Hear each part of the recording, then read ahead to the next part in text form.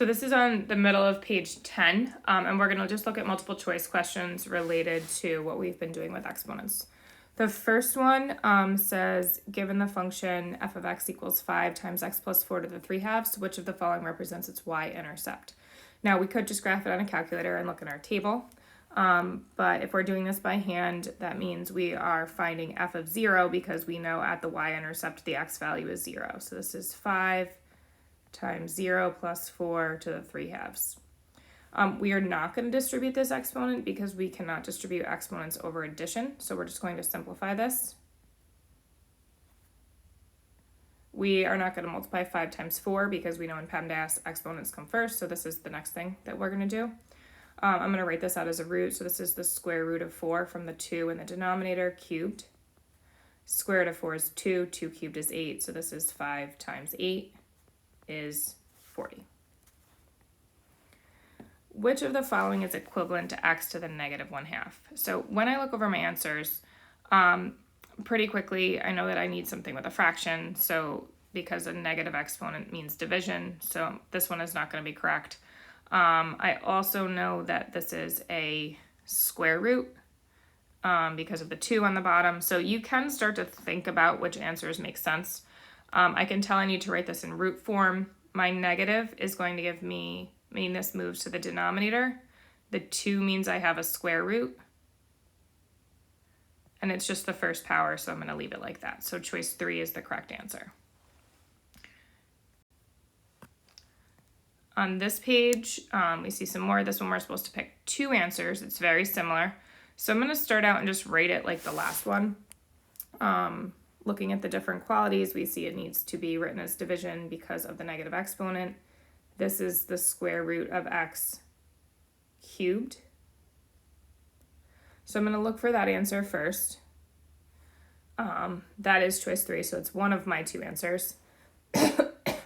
Now looking at the other ones, 4 doesn't make sense. 2 has the root in the incorrect place. 1 looks a little different, and it's just using the fact that we can simplify because here our root is smaller than our power. So I'm able to break this up into, I'm going to go back to exponents. So this is 3/2. So I can break up 3/2 into 2/2 plus 1/2. So x to the 2/2 just becomes x. And x to the 1/2 we know is the square root of x. So that's just simplifying the radical. This one doesn't really ask for a simplified, or it just asks for 2 equivalent answers, so number 1 is also equivalent. So this one is 1 and 3. I know I kind of covered up my spot where it's supposed to go. Next one is just an equivalent expression.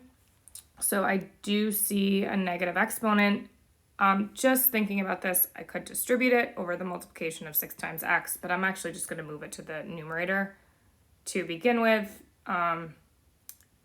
In terms of like math that has set steps and math that you're kind of picking what's to do best, maybe a little bit more of an art versus a science, there is a little bit of decision making in this one, like what's going to make this problem easier. So if I move it to the top, the negative goes away. So I know I'm looking for something that's not a fraction. 2 is the root. 5 is the power. So I could write it like this. I see that they put the root in, or the power inside, which we know is also fine. So on some of these, you might head in the wrong direction just because you're not sure what they want you to do, but always be looking at those multiple choice to get an idea of what type of answer, what type of form they're trying to get you to write it in. Which of the following is equivalent to x to the 5/2? So this is square root of x to the 5th.